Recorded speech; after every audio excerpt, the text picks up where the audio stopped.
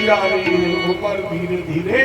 ये बेटा तपो दिव्यम पुत्रकाय सत्यम सुवेद विश्वास ब्रह्म सौख्यम बलम उपदेश किया और अपने ज्येष्ठ पुत्र भारत को राजा बनाया। अवधूत व्रत की धारण कर ली परमहंस और मन में संकल्प ले लिया कि आज के बाद हम बोलेंगे नहीं। मौन व्रत का संकल्प ले लिया और इस मौन की पूर्णता के लिए ऋषभ देव जी ने अपने मुख में एक पत्थर का टुकड़ा दबा दिया। बिल्कुल ऐसी व्रत की धारण की है जैसे अपने एक कहावत लोग कहते हैं, अगर करें चाकरी पक्षी करें न काम और दास मनु का कह गए सबके दाता राम। बिल्कुल यही बात। देखो ये कहावत भी निरर्थक नहीं है। मैंने के याद पड़ा एक बार इसी तरह कई कथा हो रही थी और उसमें एक मलूक दास नाम के महामूर्ख बैठे थे और पंडित जी प्रवचन कर रहे थे। करते करते बोले हुई है वही जो नाम रचना था।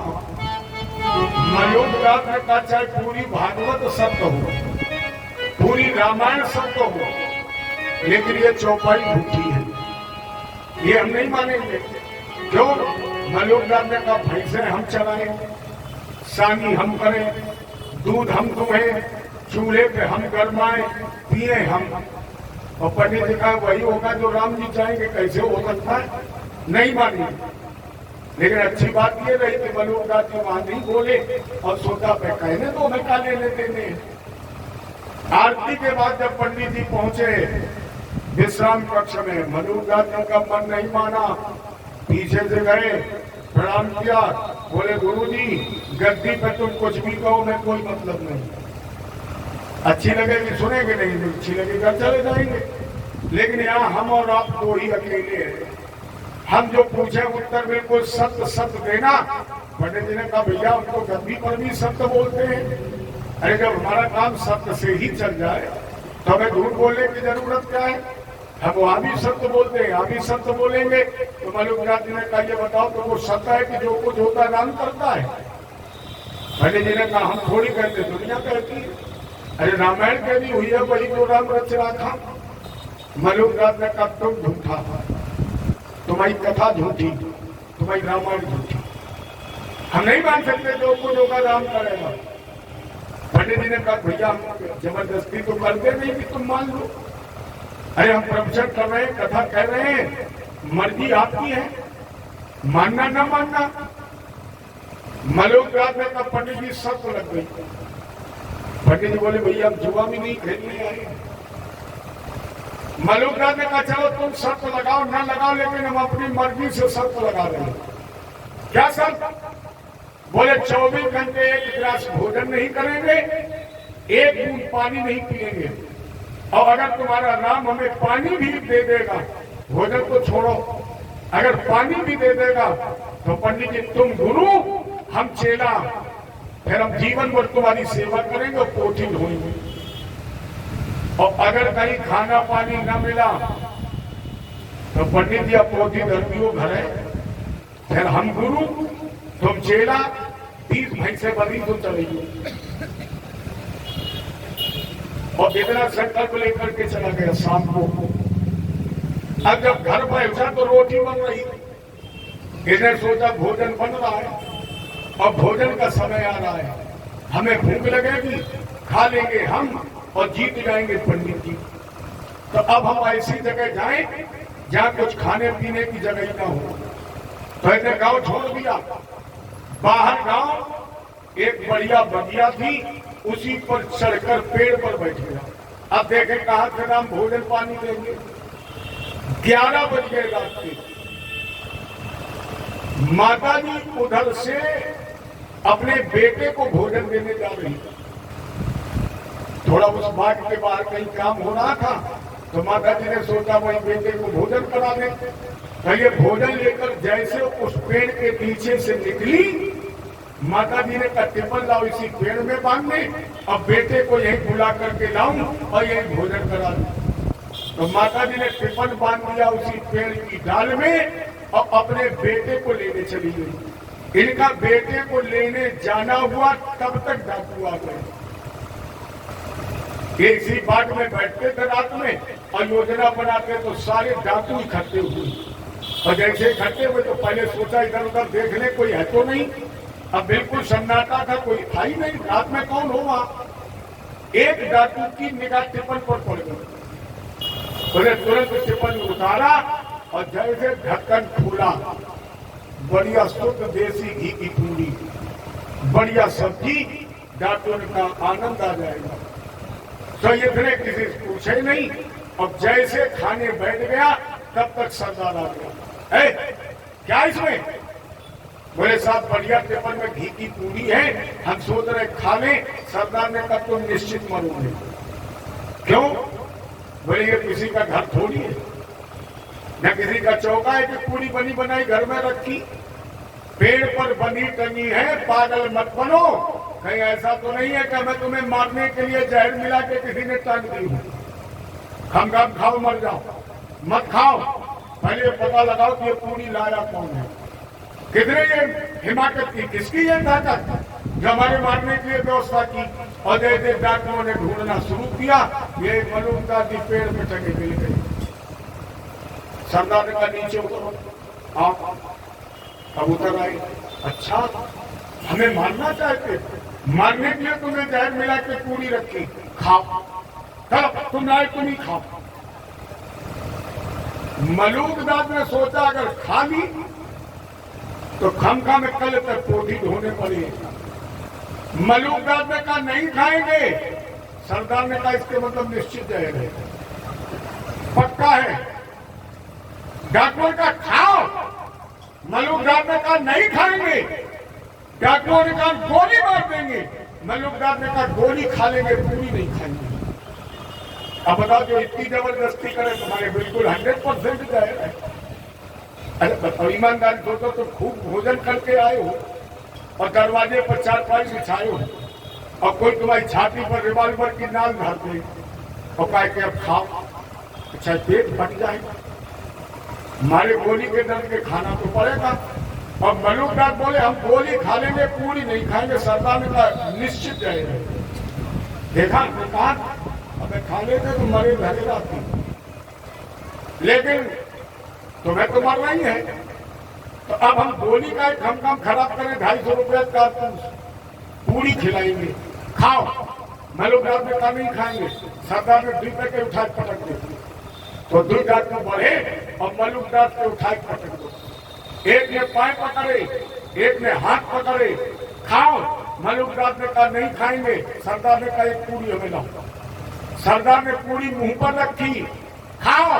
मलूकदाद की दाती बांध गई। नहीं, अच्छा डाकू कितनी देर बहस करते, जैसे दाती बांधी तो डाकू ने पूरी रखी मुंह पर और ऊपर तो मारी बट, तो पूरी रही, 2 दांतों समझाई। मलूकदाद जी उठ करके बैठ गए, रोने लगे। सरदार ने कहा क्या हुआ? मलूकदाद ने कहा सरदार इसमें जहर नहीं मिला था। फिर क्यों नहीं खा रहे?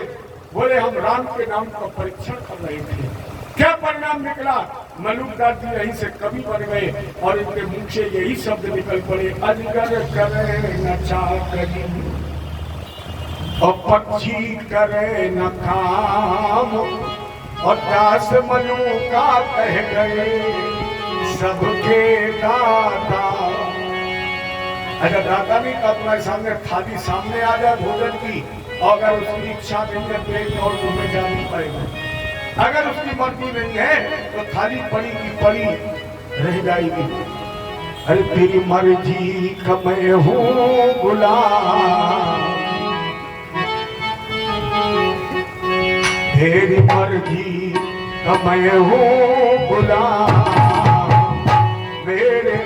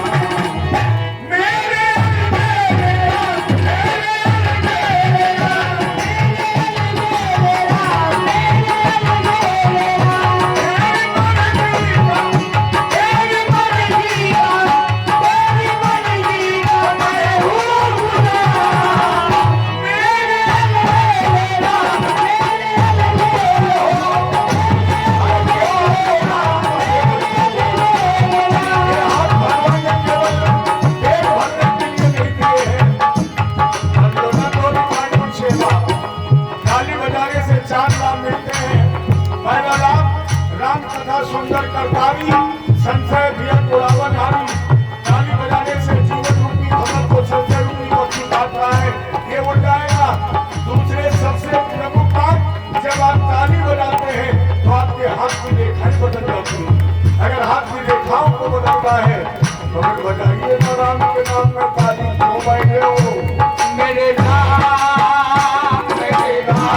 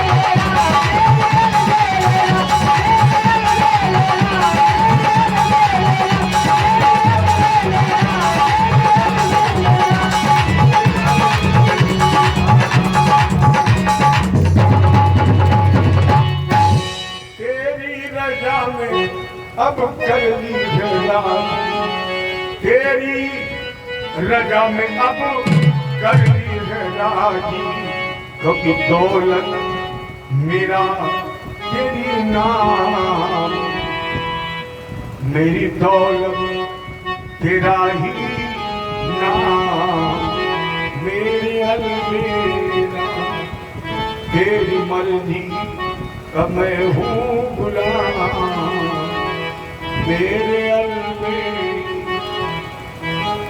भैया वही दुरा रखा और पोकर तर्क बढ़ावई शाखा। इन्होंने परमहंस व्रत धारण कर ली। चलते हुए कोटक प्रदेश में पहुंचे।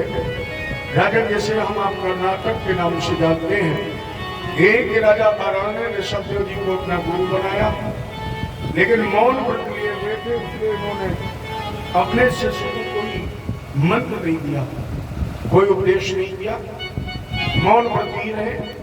और कोटक पर्वत पर ही नावानल में जल करके ऋषभदेव जी ने अपने प्राणों का त्याग कर दिया। भरत राजा बने, जिन्होंने विश्वरूप की कन्या पंचजनी से विवाह करके 5 पुत्र पैदा किए, सुमित्र, राष्ट्रव्रत, आवरण, सुदर्शन और धूमकेतु। ये 5 पुत्र भरत जी के पैदा हुए। समय आने पर इन्होंने अपने ज्येष्ठ पुत्र को राजा बनाया। गंडकी नदी के किनारे, देखो गंडकी नदी का कुछ भाग बिहार में बहता है, कुछ भाग नेपाल में बहता है, और इसका कुछ भाग अपने उत्तर प्रदेश में भी है। ये वृंदा का शरीर है, इसमें हमारे शालिग्राम भगवान का निवास है। यही भरत जी साधना करने के लिए गए, लेकिन एक बार रामायण और भागवत में समानता है। रामायण में जहां भी चौपाई का शुभारंभ एक बार से हुआ, कोई ना कोई घटना घटी, और भागवत में जहां भी श्लोक एकदा से शुरू हुआ, क्योंकि एकदा का मतलब है एक बार, तो कोई ना कोई घटना घटी। एकदा तू महानाट्यम गदाभिषेक नयन का आवश्यक। एक बार भरत जी गंडकी नदी में स्नान करने गए, अंजलि में जल लेकर तर्पण करना चाहते थे। तत्र तदा राजन हिरणी विभाषयाभ्याम, उसी समय वहां एक छोटा से दृश्य मटी आ गई। शिव ने दाल लगाई, नदी गंडकी में कूद गई, इसके गर्भ का स्खलन हो गया, नदी पार हो गई। भरत और सिंह छोने को लेकर आश्रम पर आ गए। जिस भरत ने राज्य त्याग दिया, जिस भरत ने पत्नी को त्याग दिया, जिस भरत ने अपने बच्चों का त्याग कर दिया, लेकिन अभी तक भगवत कृपा पूर्णता नहीं हुई, इसलिए भटक किसमें गए? मृग में। इससे एक संकेत मिलता है, मैं यहां बैठकर कथा कह रहा हूं, ये भगवत कृपा है। आप लोग गांव से निकलकर आधा किलोमीटर कम से कम है, यहां बैठे कथा सुन रहे, ये भी भगवत कृपा है। बगैर उसकी मर्जी के कुछ होता ही नहीं। राजा भरथरी ने तो सब कुछ छोड़ दिया, एक क्षण लगा, लेकिन जानते हो मोहित किस पर हो गए? पानी की पीक पर।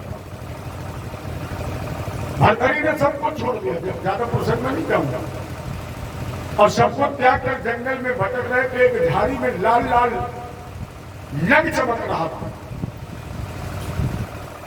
देखिए जो सब कुछ छोड़कर आया, और उसने सूर्य के प्रकाश में जब उस लाल लाल रंग को चमकते देखा तो सोचा कोई ये बहुमूल्य वस्तु है, और उठाने के लिए भरथरी ने जब हाथ लगाया तो किसी का वो थूका हुआ पीक था। तब वैराग्य पैदा हुआ, तब वैराग्य पैदा हुआ जब पीक में हाथ लग गया। तो भरत उस मग छोड़ने पर मोहित हो गए। लेकिन आप तो जानते पशु पक्षी बंधन में तो रहना नहीं चाहता है। जब बड़ा हो गया, खेलने गया, एक दिन नहीं लौटा।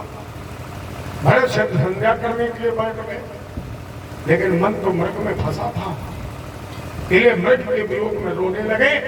उसी समय काल का कुठार चला, क्योंकि क्षण भंगुर जीवन की कलिका, अकल प्रात को जान खिली न खिली, और मलया गुर सुत शीतल मंद सुगंध समीर, कल प्रात को जान चली न चली, कलिकाल कुठार लिए फिरता, धन नम्र है जोत झिली न झिली, और भजले रशनाओ हर नाम अली, फिर अंत समय में ही नाम नहीं हिलेगी। हिली ना हिली छोड़िए, नहीं हिलेगी। आप लोग कहेंगे दावा कर दिया, हाँ, क्योंकि मानस प्रमाणित कर रही है। क्या कर रहा है वाली?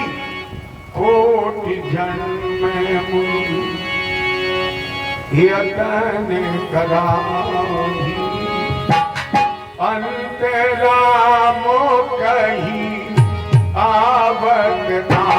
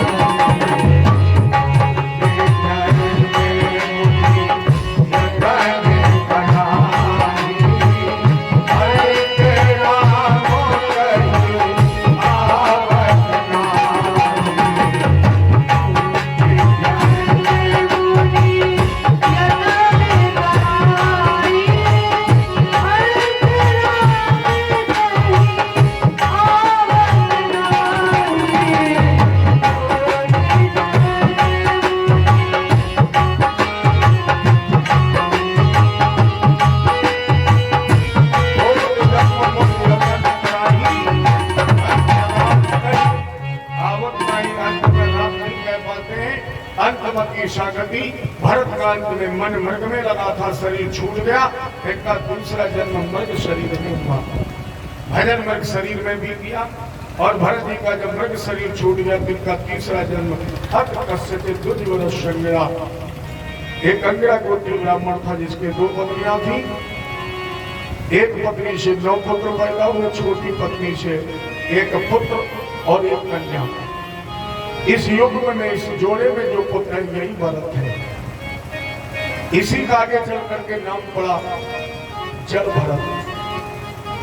क्योंकि योगी है ना, और योगी की परिभाषा क्या? जीवन तज जन तज मान तज और धारक धर्म अनूप, और सो नर नहीं नर नाह नहीं नारायण का रूप। पढ़ने गए, पढ़े कौन? अच्छा बताइए, जो आत्मबोध को प्राप्त कर चुका है उसे संसार के किसी ज्ञान की आवश्यकता है? भरत का विवाह भी नहीं हुआ, कौन कर दे अपनी बेटी का विवाह भरत के साथ? 9 देवियां आ गई घर में, परिणाम स्वरूप भरत को धक्का मारकर निकाल दिया गया। लेकिन भरत को भय नहीं लगा, क्योंकि भरत ने कहा सिया राम में सब जग जानी सिया। और जब सिया राम में तो फिर हुई है वही, क्या होगा?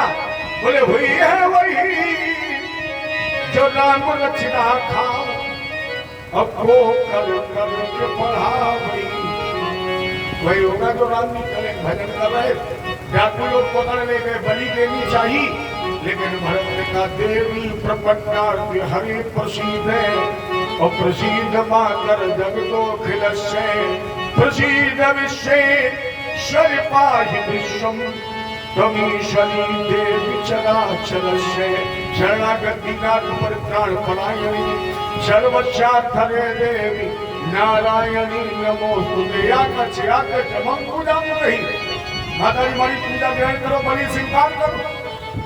अरे कोई माँ ऐसी है जो अपने बेटे की बलि स्वीकार कर ले? पुत्र हो जाए तो माता का भवती, पूत कपूत हो जाए, लेकिन माता कभी कुमाता नहीं होती है। जैसे सरकार ने तलवार चलाई, माँ भद्रकाली प्रकट हो गई, जिन्होंने डाकुओं का संहार किया। भरत ने मानसिक प्रणाम किया, गुफा के बाहर निकले, थोड़ी दूर बैठ के भजन करने लगे। अत सिंह सौवीर पति राजन रघु गगस्य इधर सिंधु सौवीर देश का राजा था। कहानों की पालकी पर बैठा जा रहा, बेटा स्वस्थ हो गया।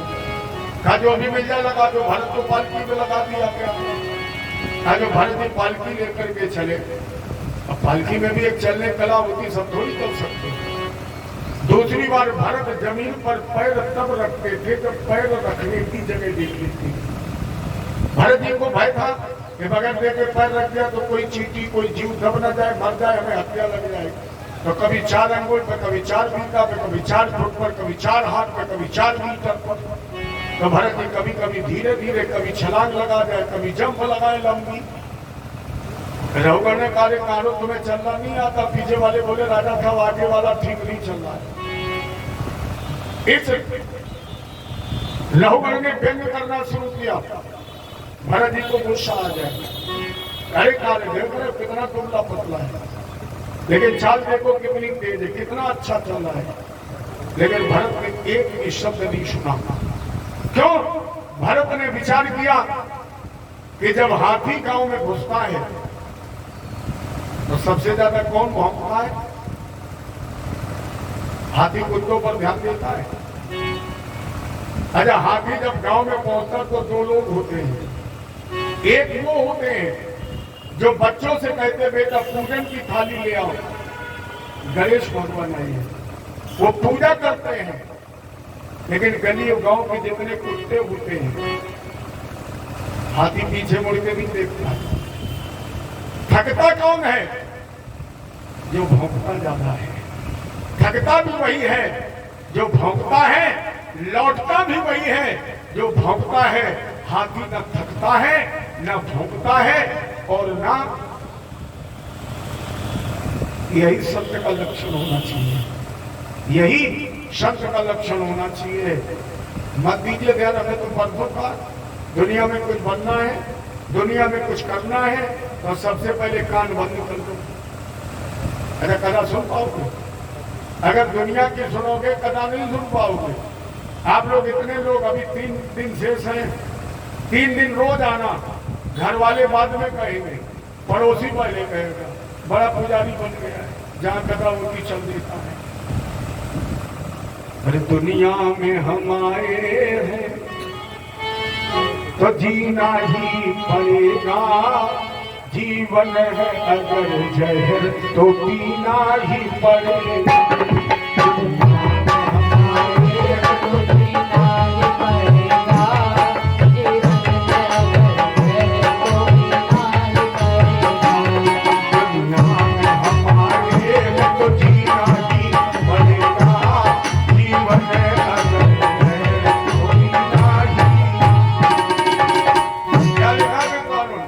दुनिया में हम आए हैं तो जीना ही। अरे आप लोगों से तो लोग कम कहते हैं, पूछे ही ना चारों से। घर से निकले, चौराहे पर पहुंचे, कहा महाराज कहाँ डकैती ला रहे हैं? तो क्या हम आप कथा कहना सुनना बंद कर दें? इनका काम है कहना, कहने को भौंकने दो। लेकिन हम तो हर मंच से कहते हैं, वीर तुम बढ़े चलो, वीर तुम बढ़े चलो। ये थक जाएंगे थोड़ी देर बाद, अपने आप लौट जाएंगे, ये बहुत दूर तक नहीं चलेंगे। तो भरत ने एक भी शब्द नहीं सुना, लंबा चौड़ा चींटियों का रास्ता। तो भरत जी ने रघुवर से भी नहीं कहा कि पालकी के बाद पकड़ लो, हमको दैया है। पीछे वाले कहारों से भी नहीं कहा सावधान, क्योंकि भरत ने कहा मेरे अंदर राम, रघुवर के अंदर पालकी में, कहारों में, चींटियों में सब में राम है। तो फिर हुई है वही, हम में बोले वही होगा जो राम जी चाहिए। चौकना पकड़ा मजबूत पास, अब भरत जी ने आवाज लगाई, जय श्री राम। तो मैं रघुवर के पालकी को 3 मीटर लेके आ गई। अब पीछे वाला बांस पालकी का जमीन पर, रघुवर पालकी से छिटक कर दूर गिरे। याद रखना राजेंद्र, जो संत से टकराता है वो इसी तरह फूल में गिरता है। अरे भगवान मिल गए।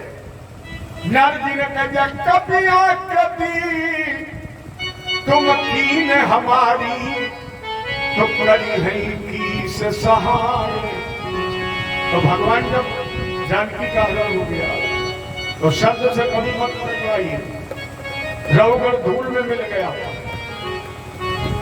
म्यान से तलवार निकाली, ज्ञान फिर भी नहीं हुआ। तलवार निकाली और कहे मूर्ख तुझे मार दूंगा। और जैसे रघुवर ने कहा तुझे मार दूंगा, जो भरत ने पालकी दूर फेंक दी, पीछे मुड़ करके देखा, हल्के से मुस्कुराई। रघुवर क्या कहा, तो मुझे मार दोगे? बहुत देर से मैं तुम्हारा अनर्गल प्रलाप सुन रहा हूं। रघुवर जरा विचार करो, जहां तुम बैठे हो, अगर मैं वहां बैठा हुआ, मैं तुम्हें ढूंढा, लेकिन अगर तुम मुझे ढूंढ रहे होते और वही शब्द हम तुमसे बोल रहे होते तो तुम्हें कैसे लगते? अर्थात रघुवर, जो व्यवहार तुम्हें अच्छा नहीं लगता है वो कभी दूसरों के साथ मत करो। जो शब्द तुम्हें अच्छे नहीं लगते हैं वो शब्द कभी दूसरों के प्रयोग मत करो। तयोदितम व्यक्तम विप्रलब्धम अभरतुषामे स्यादद वीर भारा, गंधुर्यदि सागर गम्य मध्वाम, अपीवे नराशो न विदाम प्रवाहम। गीता में भगवान ने कहा, वेदांत कहता है मैं शरीर नहीं आत्मा हूं। रघुवर वेदांत में कहता है मैं शरीर नहीं आत्मा हूं। मरता है ये शरीर क्योंकि जन्मता भी है ये शरीर। जो जन्माशो अवश्य नशावे, जो नशावे पुनः प्रकाशे, आकर 4,84,000 जात जीव छल जल खल नववासी, भ्रमत जीव सब योनिन माही, और दुख बहु भांति वरण नहीं जाही। अरे रघुवर गीता में भगवान ने कहा, नैनम छिल्लक शस्त्राणि, नैनम दहति पावक, ना चैनवो क्लेदन जापो ना शोषक मारुता। एक बात बताओ, जल्दी में बताओ, क्या बोले? शरीर जब नया वस्त्र पहनना चाहता है पुराना उतार देता है। पुराने इस कुर्ते के उतारने से क्या शरीर मर जाता है? लहू बनने का नहीं। वस्त्र के उतारने से शरीर नहीं मरता है। जल भर भले का लहूगण, जिस तरह वस्त्र के उतारने से शरीर नहीं मरता है, उसी तरह शरीर के उतारने से कभी आत्मा नहीं मरती है। वासांसी जीर्णा यथा विहाय और नवानि ग्रहात् नरो पराणि और तथा शरीराय विहाय जीर्णा नयान संयाति नवान देहि। लहूगण ज्यादा क्या कहूं, थोड़ा हिंदी में समझा दूं। अरे धन के घमंड को प्यारी आज तुम निकाल देव, दौलत खजाना सब यही रह जाना है। थोड़ी सी जिंदगी में सिया राम ध्यान धरो, क्योंकि आया है जहां से फिर वही जाना है। हुज्जत लड़ाई याद है, हमने आपको कल बताया था, स्वर्ण भस्म के खाने वाले इसी घाट पर आए और फुटपाथों पर भीख मांगने वाले भी इसी घाट पर आए।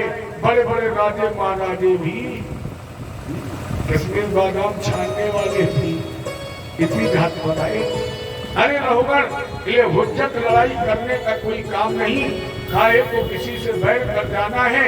लाखन में एक बात तुमको बताई जात प्यारे, काहू को सताओ नहीं, अंत मर जाना है। काहू को सताओ नहीं, अंत मर जाना है। पायो है मनुष्य दे अवसर बनो है आज, ऐसी देह प्यारे कहो फिर कहाँ पाइयो। भूलत हो बाबरे अब तो सामने हो, रत्न अनमोल को तो काहे गवाइयो। सोच समझ कर ठगन को संग त्याग, ठगबाजी देख कर न मन को लुभाइए। कहे विनीतता ते सावधान काये ना होत, हरि को भजन कर हरि ने सुनाई। जो करते रहोगे भजन धीरे धीरे, एक घड़ी आधी में पुराण तुलसी संगत साध की कोटि हरे। जो करते रहोगे भजन धीरे धीरे, भजन धीरे।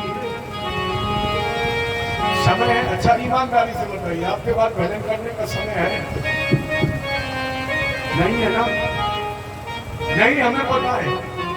जब हम केवल 4 घंटे कथा कहते हैं, जब हम केवल 4 घंटे कथा कहते हैं और हमारे पास भजन करने का समय नहीं है, तो आपको 12 घंटे काम करने का समय है।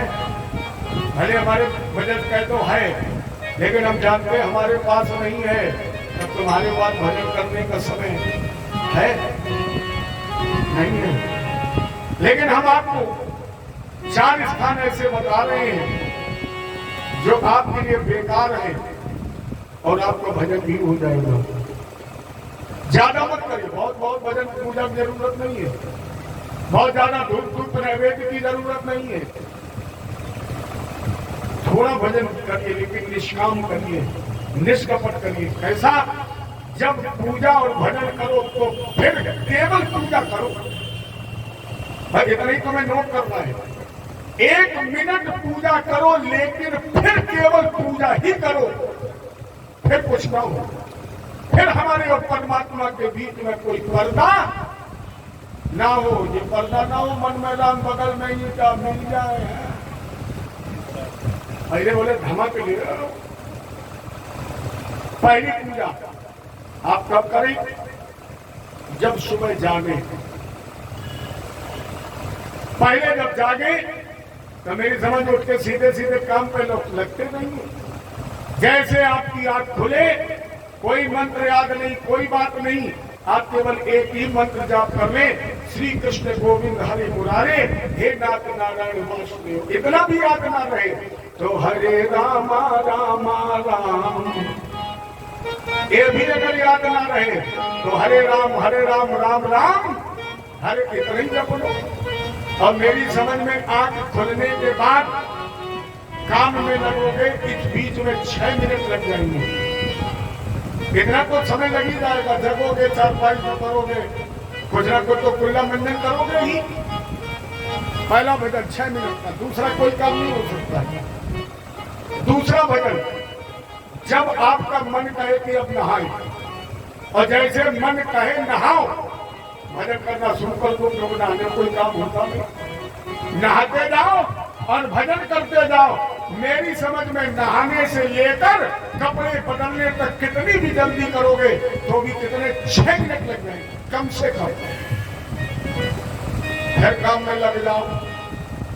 थोड़ी देर बाद पत्नी, माँ, बहन आपसे कहेगी भोजन तैयार है, और जैसे आपको पता लगे भोजन तैयार, तुरंत शुरू कर दो श्री राम जय राम। और मेरी समझ में खबर मिलेगी, चौके में पहुंचोगे, थाली तुम्हारे सामने आएगी, तुम भोजन शुरू करोगे, इस बीच में 6 मिनट लग जाएंगे। कोई दूसरा काम नहीं हो गया। चौथा भजन, जब दुनिया के काम करने के बाद चारपाई पर सोने जाओ। जैसे चारपाई पर पहुंचो, भजन प्रारंभ कर दो। कितना भी कोई कुंभकर्ण होगा, लेकिन सोने से पहले कम से कम 6 मिनट। अब 6 में 4 का गुणा कर दो, 6 में 4 का गुणा कर दो, कितने हो गए? 24 मिनट कर लो। भजन बेकार का समय है, बेकार का समय हमने आपको बता दिया। बिल्कुल फालतू कोई काम नहीं हो सकता है। और इसमें अगर 24 मिनट भजन कर लोगे तो हम व्यासपीठ से ये घोषणा करते हैं कि परमात्मा तुम्हारी 24 घंटे रक्षा करेगा। निश्चित 24 घंटे रक्षा करेगा, लेकिन 24 मिनट करके तो करो तो कुछ ना कुछ। अरे उसको कुछ करो जो करते रहोगे भजन धीरे धीरे, भजन धीरे धीरे तो मिल जाएगा वो सजन धीरे धीरे। तो करते रहोगे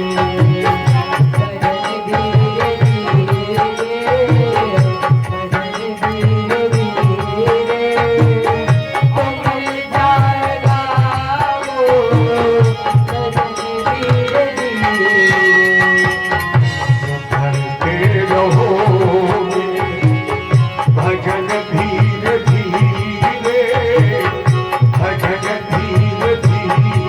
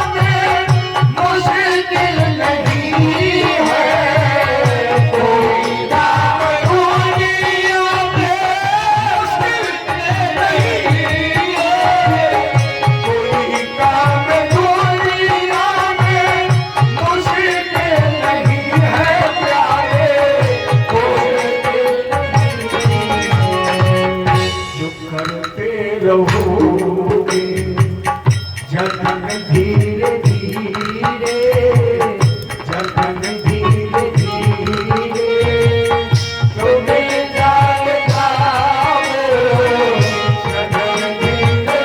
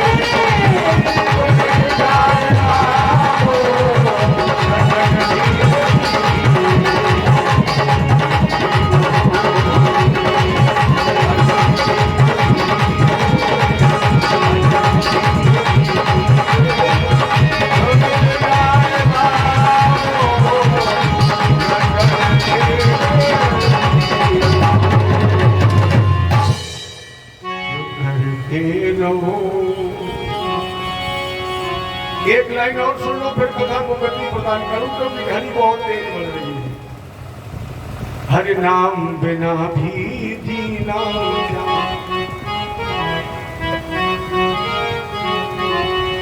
हरि नाम बिना भी जीना क्या, अमृत है हरि नाम जगत में, अमृत है हरि नाम जगत में, इन छाड़ पिसे पिस पिया क्या, हरि नाम बिना भी वो जीवन कोई जीवन है। काल सदा अपने रस डोले, काल सदा अपने रस डोले, और ना जाने कब सर चढ़ बोले। ये हरि का नाम जपो निस्वासल, हरि का नाम जपो निस्वासल, इसमें बरस महीना क्या, हरि नाम बिना भी वो जीवन को जीवन है। निरंतर है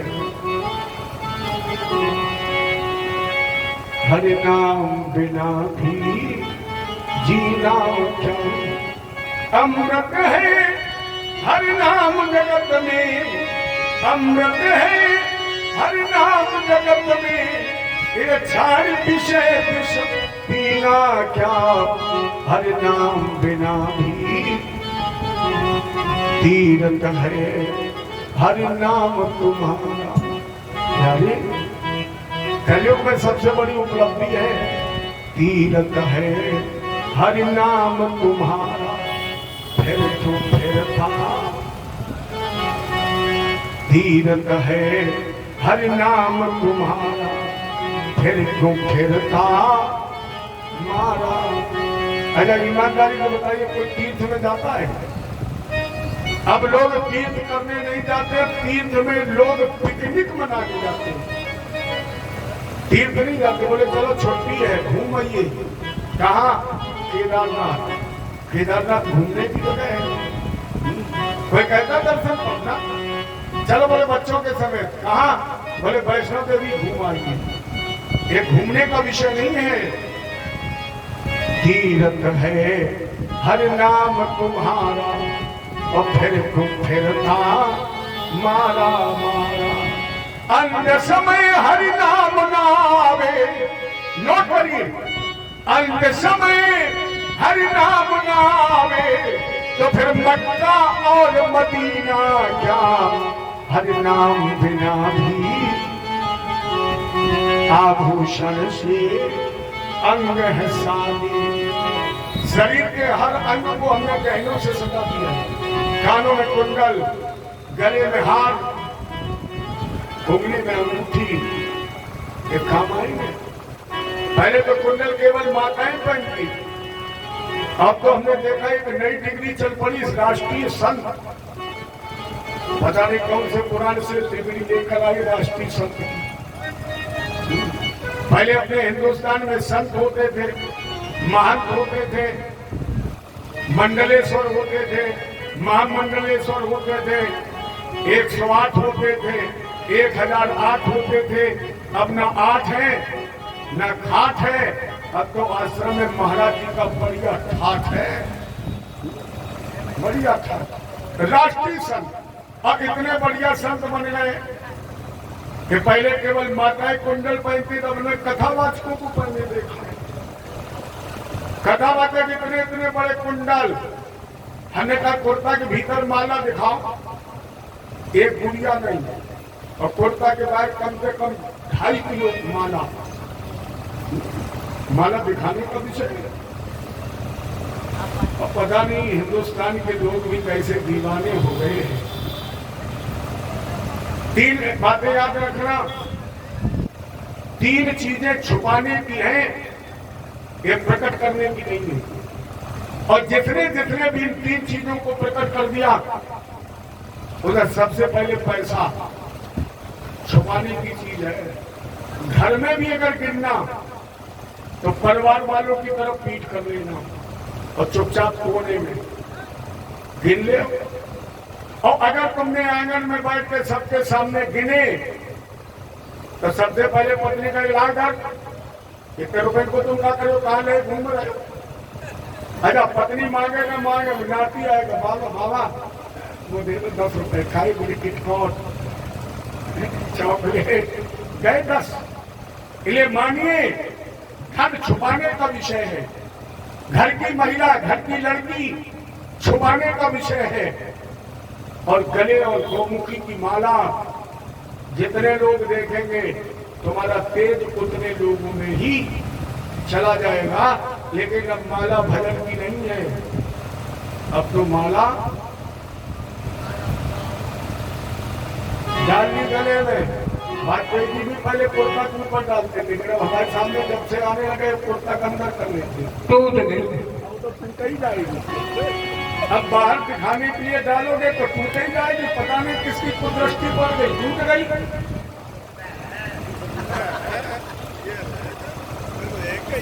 यही तो दिखानी नहीं चाहिए।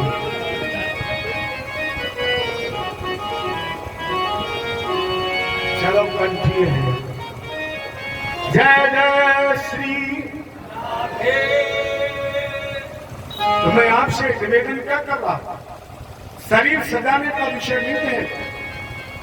आभूषण से अंग है शादी और रचना पर हरि नाम न आवे तो देह परी रह जाए यहीं पर, देह परी रह जाए यहीं पर तो कुंडल और मदीना क्या, हरि नाम बिना भी जीना क्या। अमृत है हरि नाम जगत में, अमृत है हरि नाम जगत में, इन्हें छाड़ पिसे विश्व पीना क्या हरि नाम बिना भी।